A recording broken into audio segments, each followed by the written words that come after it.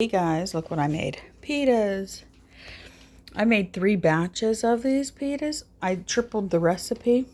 Oh my god, these things are so good. See? You can open it up and you can stuff it with whatever you want. They're delicious.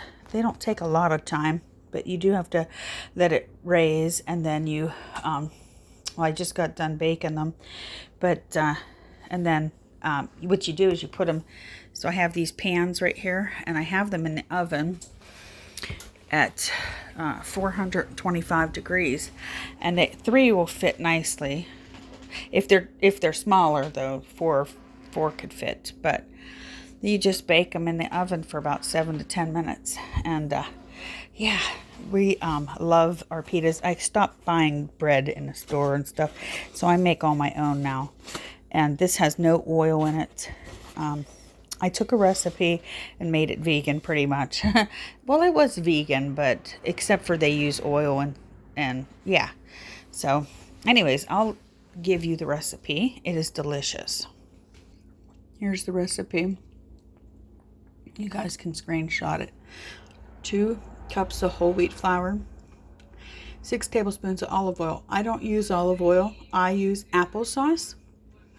And then sugar, half a tablespoon of active yeast, dry active yeast, 1/3 cup to a cup of warm water, and 3/4 teaspoon of salt.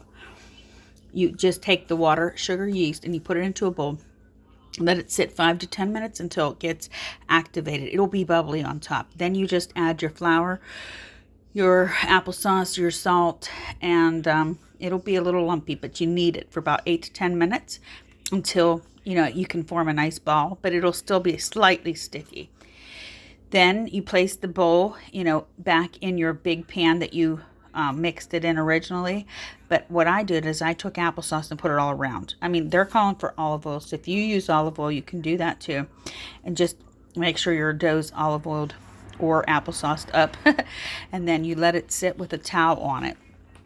And you leave that sit for 1 to 2 hours. Today was so beautiful out. It didn't take long, about an hour, and it got double the size. And then once it's doubled, then what I do is I take my counter here and I sprinkle it with flour and I dump it out, and then I pat it down, and then I cut it into strips, and then into little sections, so you get about, I'd say, a 2-3 ounce ball.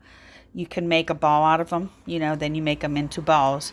And then what I do is I take my plates, these plates here, and I put flour on them, and then I roll all my balls, and then I put a towel over top of it, and you let that sit for 15 minutes. And then once it's sat for 15 minutes, once it's done, you take them out individually, and then you put them on a counter and you roll them out. Sprinkle a little flour on the bottom and on the top. Roll them out till they're pretty thin, like this, I guess, because they puff up in the oven. Now, when you put your oven on at 425 degrees, you're going to make sure that you put the pans in first by themselves and get them real hot. And then you bring them out and you put your parchment paper on, and then you could put 3. I put mine like this, cat corner, boom, boom, boom, and then you could put both pans in. And it takes about 7 to 10 minutes, and then they're puffy, and then I bring them out and I cool them on here. And today I used this thing too, because as they were cooling, see, these are pretty hot yet, but I would throw them in here and then they can finish cooling. But that's all you need to do.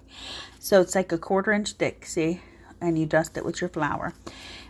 There are other ways that you could do this. So there's stovetop instructions, which I've never done, but it's basically you heat the frying pan, and then you put the pita round on there and cook it 1 to 2 minutes on each side, pressing it down with a spatula.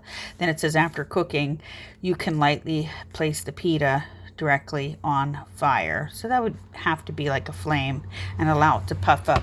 So I said that's a little bit too hard, but you can have it with hummus, falafel. You can do, eat it however you like. But that's how I do mine, is in the oven, and they always come out nice. This is probably my 4th or 5th batch. I did get this recipe right off of this website, myfoodstory.com, so it's not my own recipe. but it's a 10 and it's so delicious. And I thought I would share it with you. And you can go check out that website if you'd like to see. But yep, this is what I do. And they're very good. So hopefully you'll enjoy it. Take care now. Bye.